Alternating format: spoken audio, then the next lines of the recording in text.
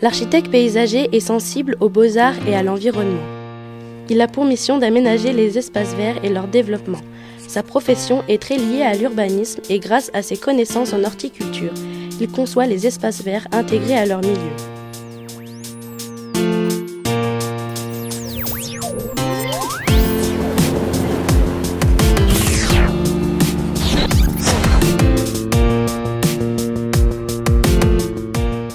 Alors Bernard Delorme, directeur du service espaces verts et paysages de la ville de Thonon-les-Bains, ingénieur paysagiste.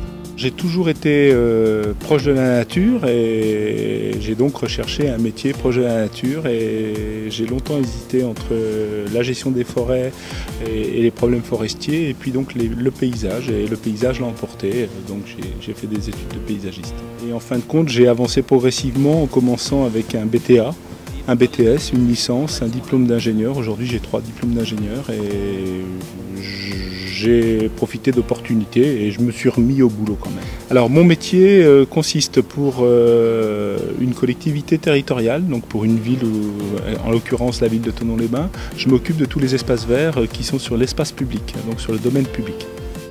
Aujourd'hui, il n'y a pas un projet qui n'est pas dans la transversalité, c'est-à-dire qu'en fin de compte, un paysagiste aujourd'hui où le paysage touche à tous les domaines sociaux, économiques et environnementaux. Et aujourd'hui, dans le cadre de notre activité, on a aussi bien affaire à des gens qui sont chargés de gérer de manière institutionnelle, donc les services de l'État, les services du Conseil général. En ce qui me concerne actuellement sur un projet, le Conservatoire national du littoral, on a donc plein d'interlocuteurs avec des rôles différents et bien entendu les entreprises, nos agents qui exécutent en régie les travaux ou, chose importante, la population bien entendu pour qui on travaille dans le cadre de mon activité ou encore les élus qui les représentent et qui dirigent la ville. Volet certainement qui vient à l'esprit, développement durable, je rappelle 3 piliers économique, social et environnemental. Donc le volet environnemental, espace vert, environnement, on voit tout de suite qu'il y a une relation, mais on en oublie, comme vous disiez à la question avant, très souvent le problème humain. Donc le problème humain, c'est important. Les services espaces verts comme nous avons je dirais une responsabilité importante dans l'accueil de populations pas toujours favorisées. Et puis le volet économique, je rappellerai quand même que les espaces verts, bien entendu, coûtent de l'argent.